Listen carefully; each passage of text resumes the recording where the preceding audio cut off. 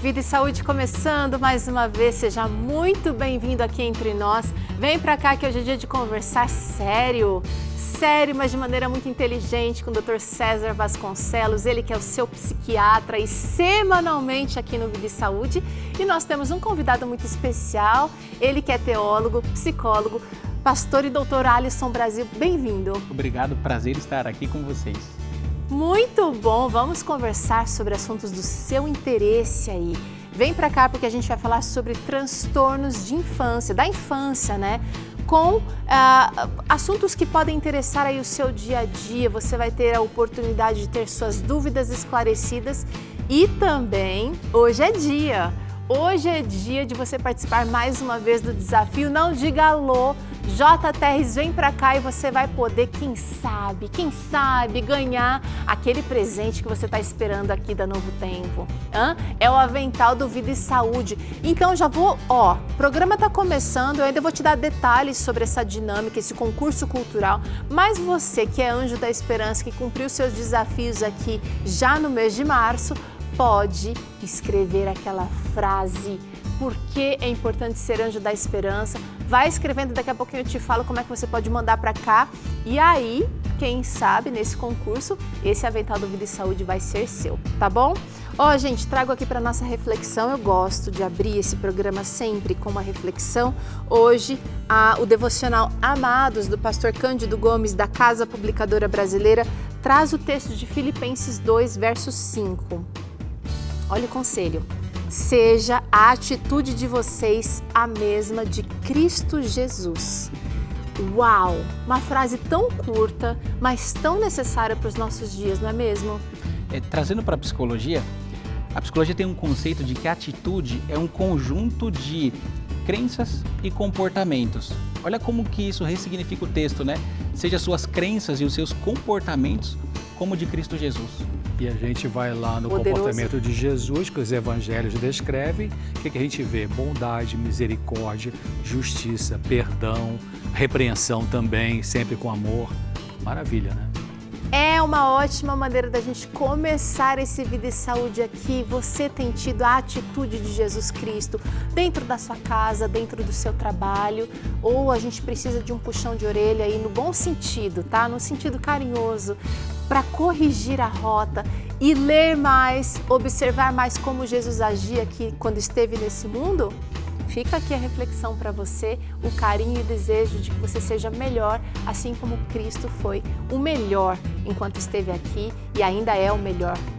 Muito bem, é Vida e Saúde começando, a gente vai ali e volta já, muita coisa para acontecer nesse programa, tudo para você. Chama os amigos, chama os familiares aí para acompanharem esse programa que volta em 30 segundos.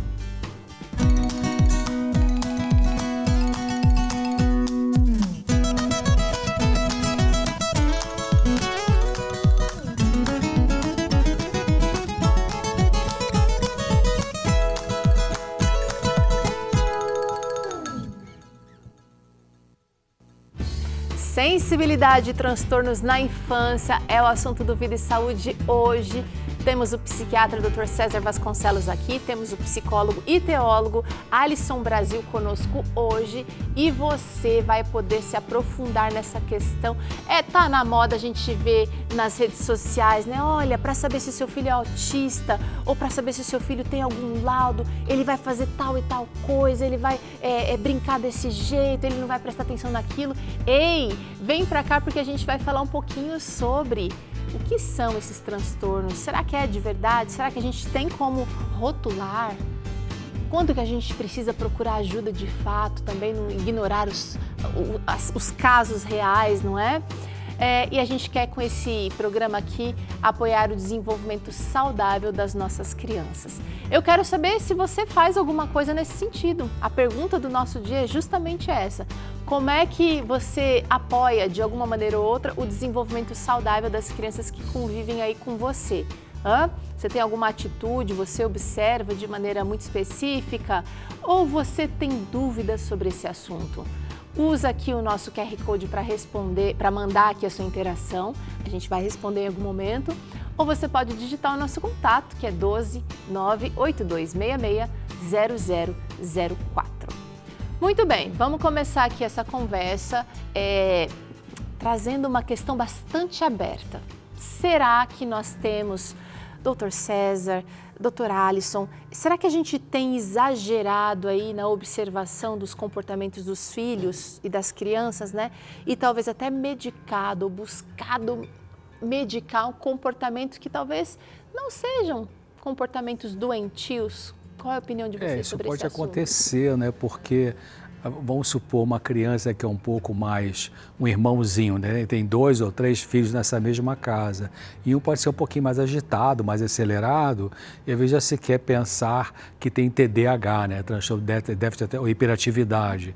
Não quer dizer que seja uma criança que tenha um transtorno desse tipo. Ou uma criança ficou um pouquinho triste por alguma razão ali, porque levou uma bronca muito severa do pai ou da mãe, ou porque morreu uma pessoa que ela gostava, morreu vovó, viu o titio, ela fica meio tristezinha, não quer dizer que essa criança está com depressão, né? Ou uma criança que vai voltar no período escolar, estava de férias, ou vai começar agora na escola e sente um pouco de ansiedade, de separação, né? Medinho de ir para a escola, mas depois vai e engrena.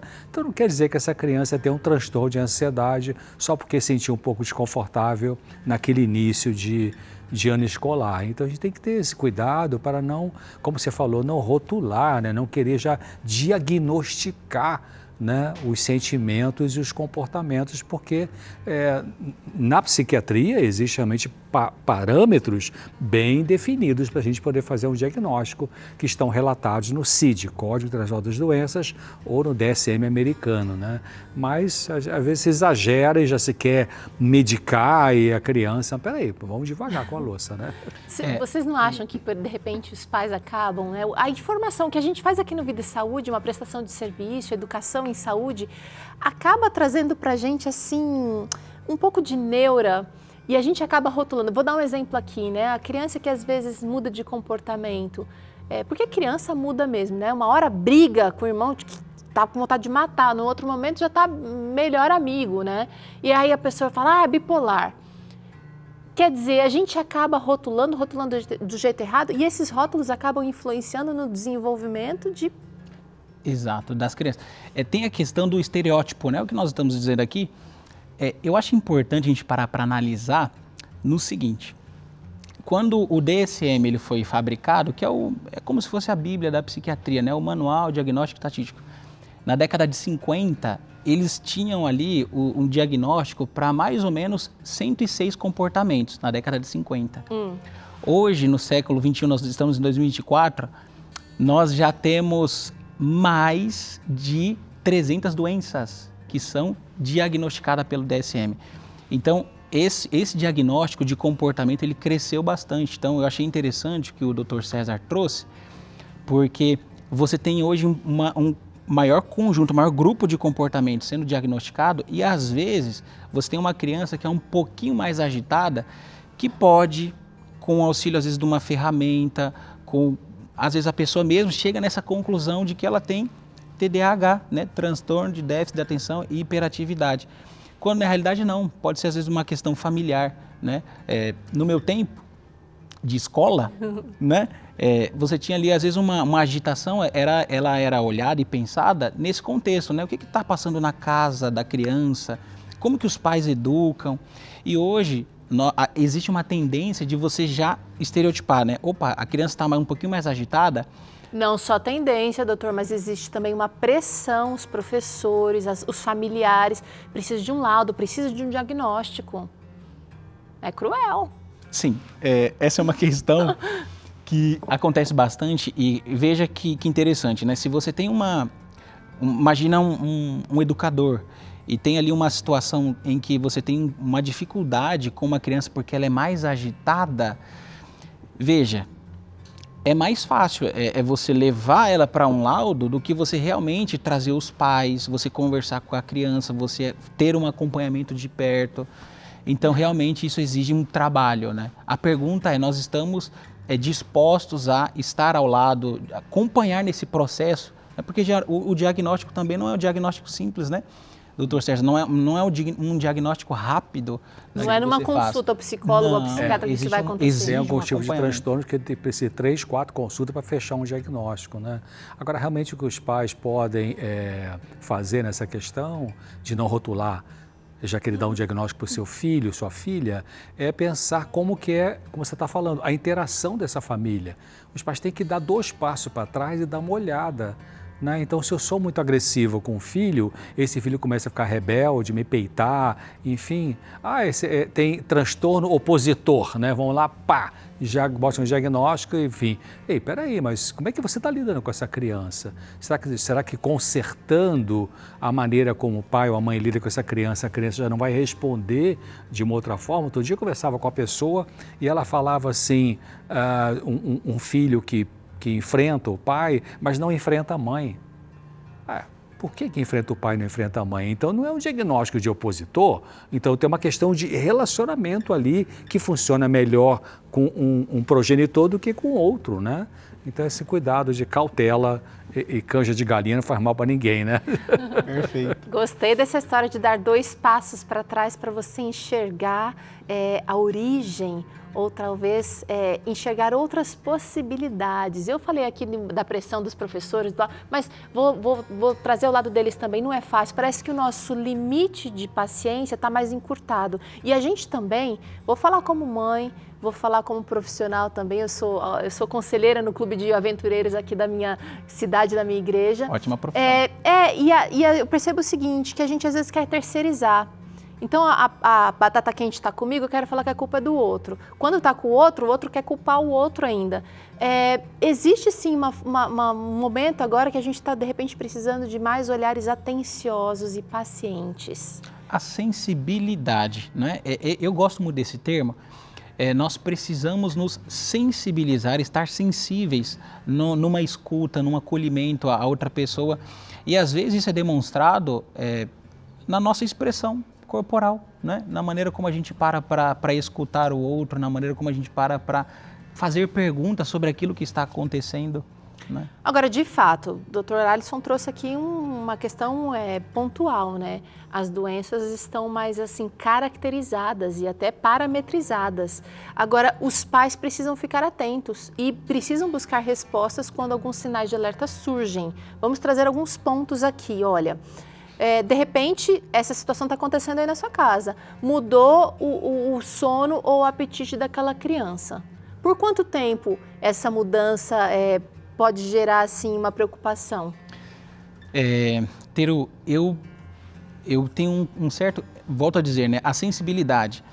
E a gente sempre esbarra na questão justamente de você deixar em perímetros certos tipos de comportamento. Então, um sono, ele pode durar, geralmente o que se tem dito é que até os 3 anos de idade é natural que a criança ela tenha distúrbio do sono, né? Então ela vai acordar de noite. Isso está muito relacionado com, às vezes, um objeto de associação.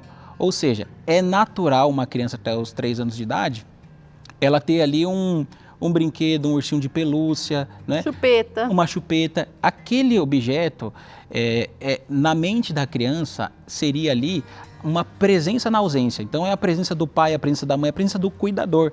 Se ela tem aquele objeto enquanto ela dorme, geralmente esses períodos de sono, de despertar, eles vão ser retomados. O sono vai ser retomado. Agora, quando não existe esse objeto, porque, veja, pode ser que algum pai pense, não, isso aqui é uma coisa de menos, né? É uma besteira. Vou tirar isso aqui para você dormir melhor. E não.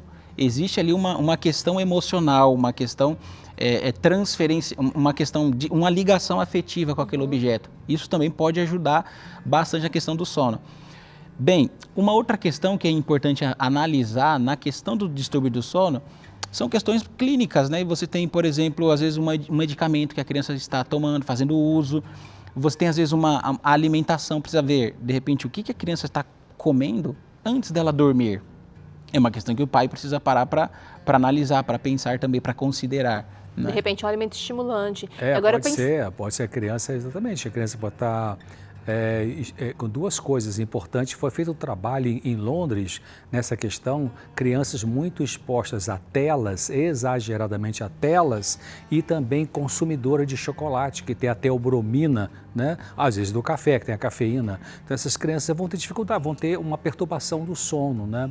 Outra coisa importante nessa questão de sono aí é que tem dois medos universais das crianças. Toda criança de qualquer país, qualquer raça, medo de escuridão e do escuro e medo de ficar sozinha. Eu tinha esses dois Então muitas vezes a criança está um pouco insegura, de repente já vai para o quarto ficar sozinha, né? Dormir no quarto, não dorme mais no quarto do papai e da mamãe e fica com uma insegurança, com medo. Como você resolve isso? Bom, bota uma lanterninha pequena ali, não vai deixar a luz acesa que perturba o ciclo do sono, mas bota ali um LEDzinho, uma coisinha, e a criança então se sente um pouquinho mais confortável. Tem uma outra coisa também, eu acho importante a gente falar, a questão dos limites dos pais. Então, por exemplo, a criança ela tem dificuldade para dormir, mas ela não tem nenhuma rotina do sono. Nós vamos trazer isso pontuado aqui. Ela não tem nenhuma rotina do sono. Então, vamos supor que a criança ela dorme entre 9 e 10 horas da noite e um dia os pais, porque querem conversar algum tema, porque querem um momento de intimidade, eles querem descansar um pouco e querem que o filho durma mais cedo. Ah, meu filho tem insônia, meu filho tem dificuldade para dormir. Na hora de dormir, vai dormir junto com o celular. Então, é claro que esse tipo de insônia, ele precisa ser enxergado à luz, precisa ser compreendido, refletido, pensado, à luz de um contexto maior, né? Mas é claro que a longo prazo, tá, gente? Essa questão precisa ser analisada e levada adiante, sim, buscando ajuda. Vamos trazer outra interação aqui que pode indicar problemas. Olha, problemas de concentração e também problemas no desempenho acadêmico. As notas começaram a cair e aí não tem explicação nenhuma. Pode indicar um problema. A gente tem que observar o que está acontecendo na escola, né? Porque está sendo vítima de bullying na escola? Ou será que a criança tem uma deficiência visual e não consegue enxergar o que a professora está apresentando lá na frente? Tem que fazer um exame oftalmológico, né? Então, será que será que a professora pode ser uma professora meio dura demais, né? É só de pensar, né? Pensa quais foram os professores que você teve, né, Teru? Né, o Alisson na infância. Eu me lembro de algumas que eram dóceis, amorosas, né? Outras eram severas. Tinha uma tal de Dona Conceição que dava medo em todo mundo, né? Então, tem que observar esse entorno da criança para ver o que está acontecendo com ela, né? A concentração, ela é aprendida. Então, a concentração também envolve muito a maneira como o outro, ele lida para te ensinar certo tipo de conteúdo. Okay. Às vezes, o mesmo conteúdo, realizado por pessoas diferentes, vão te despertar uma concentração diferente. Agora, claro, o problema é quando isso se pulveriza, né? O problema é quando você não consegue se concentrar em nada, ou você foi... Talvez estimulado. Você estimulou o seu cérebro, a sua mente, só que você não conseguiu guardar nada daquele conteúdo. Bem, quando isso é pulverizado, isso está em vários temas, é preciso atenção então, né? Então já viu, né? Quando isso está acontecendo em outras áreas, né? Na escola, na igreja, em casa, aí você tem que ficar esperto. Outro sinal aqui que você precisa ficar atento são as preocupações persistentes com a morte ou outros temas bem sensíveis. E aí a gente vai excluir o caso de ter realmente acontecido uma questão de luto ali na família, porque isso naturalmente vai gerar essa preocupação. Agora, se não aconteceu e esse tema fica surgindo, fica aparecendo, é frequente, de repente pode indicar algum distúrbio. Dr. César. Você vê que na época da pandemia, no auge da pandemia, as crianças, elas ficavam assustadas, né? Eu me lembro que um dos meus netinhos, ou dos dois, quando ia fazer uma oração naquela época, Jesus, proteja a gente do vírus. Era sempre o conteúdo da oração. Claro, tinha um medo, né? Parou de ir para a escola, parou de ir no parquinho lá brincar com as crianças, ficou dentro de casa, tinha aula pelo computador. Então as crianças sentiram isso aí. Então tinha uma causa. Agora, quando não tem uma causa palpável, então tem que se investigar. Que a criança pode estar desenvolvendo um pensamento de desesperança, um pensamento de tristeza, um pensamento de perda que ela não sabe como resolver, então ela começa a pensar em questões tristes, vamos dizer assim, aí tem que investigar. E às vezes tem um luto simbólico. Como você colocou, vamos excluir o luto, né, o óbvio, perdeu o tio, o pai, o avô, mas você tem às vezes um luto por a perda de um lugar. Os pais se mudaram de uma casa, ele não vai ter mais aquele quarto dele. Você tem às vezes o luto por um animal, um brinquedo que quebrou, né? Você sabe que há casos de crianças que elas começam a elaborar, e criança elabora bastante brincando, né? Então elas começam a elaborar o luto brincando, enterrando brinquedos, né? Pega os bonecos, aí o boneco na brincadeira morre, a boneca morreu. Então é importante considerar a brincadeira também, o lúdico da criança, né? Observar essa questão também. Tem mais uma questão aqui que eu quero trazer para vocês que pode levar aí o seu sinal de alerta, que é o comportamento mais agressivo ou aquele comportamento destrutivo.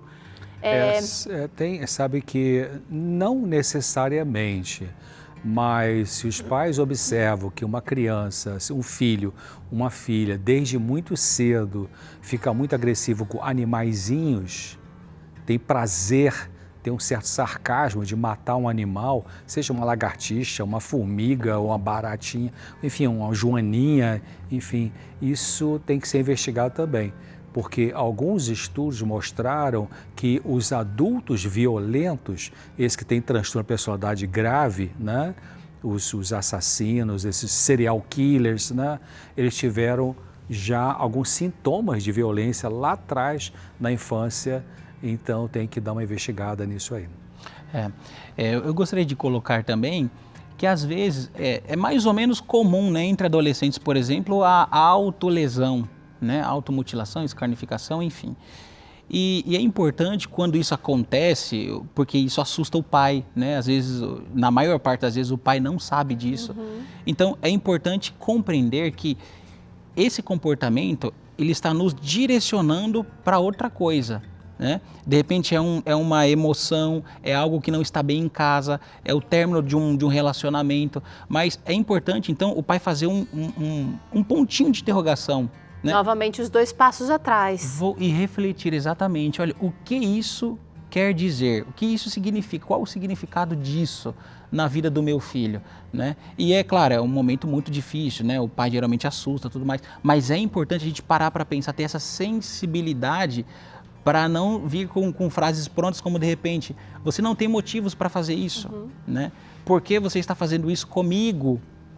Então, às vezes, tem dores muito mais profundas ali que precisam ser ouvidas, sem essa preocupação a priori de resolver, mas primeiro de compreender o que está acontecendo. E às vezes os pais falam exatamente o que você falou, né? Mas por que você faz isso comigo? Eu sou tão bom para você, eu te dei um celular novo, eu te dei um tênis da marca tal, não sei o quê, e você me deixa preocupado, eu preocupar desse jeito. Então, se a gente pensar em termos de automutilação, que virou uma epidemia um tempinho atrás aí, o que é isso? É uma jovem, geralmente mais menina do que menino, que se corta com gilete, enfim, se machuca e tal. Em geral, isso tem um significado que, assim, aquele jovem está com um sofrimento emocional que não sabe lidar com ele, então, para esse jovem, se cortar a pele é menos doloroso do que lidar com aquela emoção que ela não sabe o que fazer com aquilo ali. Aí também tem que ter uma investigação, né? Bom, sinais de alerta que precisam aí, que merecem a nossa atenção como pais. A gente vai continuar esse assunto aqui daqui a pouquinho no Vida e Saúde. Eu vou pedir licença para vocês para falar de um assunto que interessa os nossos anjos da esperança. Hoje é dia da nossa dinâmica, que não diga alô, diga sou anjo, sou novo tempo. Mas para participar, você precisa cumprir desafios. Ajudando a Novo Tempo a evangelizar o Brasil, você vai receber um botão da campanha de março. Mas para cumprir essa missão desse mês aqui, para participar aqui do nosso concurso cultural, você precisa ligar e doar em dobro. O que isso significa? Teru, já sou anjo? Como assim? Eu já faço minha doação mensal. Mas essa campanha específica para esse mês, a gente está propondo que você doe em dobro. Ou, se você já foi anjo e de repente deu uma parada aqui com as suas doações, você pode retomar a sua doação, mudando o valor, fazendo o que for melhor para você. Você já se enquadra aqui para participar do concurso cultural. Ou, se você nunca foi anjo, mas quer se tornar, entendeu a missão da Novo Tempo de trazer conteúdo, de trazer esperança através da nossa programação, você pode ser anjo da esperança e já vai estar fazendo parte desse exército maravilhoso que leva a palavra de Deus. Como é que você faz tudo isso, tá? Faz a doação em dobro, ou então começa a se tornar anjo hoje, ou retoma suas doações, você vai ligar para cá, 0 operadora 12 21 27 30 30. Liga agora que tem um monte de gente aqui para receber sua chamada. E hoje é o dia da nossa dinâmica Não Diga Alô, diga Sou Anjo, Sou um Novo Tempo, em que você concorre a um avental Vida e Saúde, um avental lindão que eu te mostro daqui a pouquinho, tá? Para você participar dessa dinâmica, você precisa dizer por que você é Anjo da Esperança e mandar essa sua frase aqui para o nosso WhatsApp. O nosso WhatsApp você acessa o tempo inteiro, a gente está colocando esse QR Code aqui na tela. Quando você fizer a sua frase, acessa ele, mira a câmera do seu celular aqui para ele, vai aparecer um códigozinho, clica nesse código e você envia para o nosso WhatsApp a sua frase. Quer digitar? Quer digitar, prefere? Então vai lá, é 12 9 8244, é isso? 0044? Vou conferir aqui novamente. Você vai, porque é o seguinte, eu dei o WhatsApp aqui do Anjos, mas agora para mandar essa frase tem que ser no WhatsApp do Vida e Saúde, que é a gente aqui, são os produtores que vão, é um concurso cultural, tá? Não é um sorteio. Eles vão analisar aqui qual é a melhor frase ou a frase mais interessante sobre ser Anjo da Esperança e a gente vai ligar para você, para essa frase ganhadora, tá? Nosso WhatsApp, digita aí, 982660004, tá bom? Tô esperando a sua frase, tô esperando o momento certo para ligar para você, só vai treinando aí, qualquer pessoa que te ligar, você já não fala mais alô, vai treinando, sou anjo, sou novo tempo, sou anjo, sou novo tempo, porque se você disser alô, você perde o avental e a gente não quer isso de jeito nenhum, tá bom? Bora pro intervalo, a gente volta com esse assunto interessante aqui sobre a sensibilidade e transtornos na infância e você tá aproveitando esse assunto aqui com a gente. Daqui a pouquinho estamos de volta.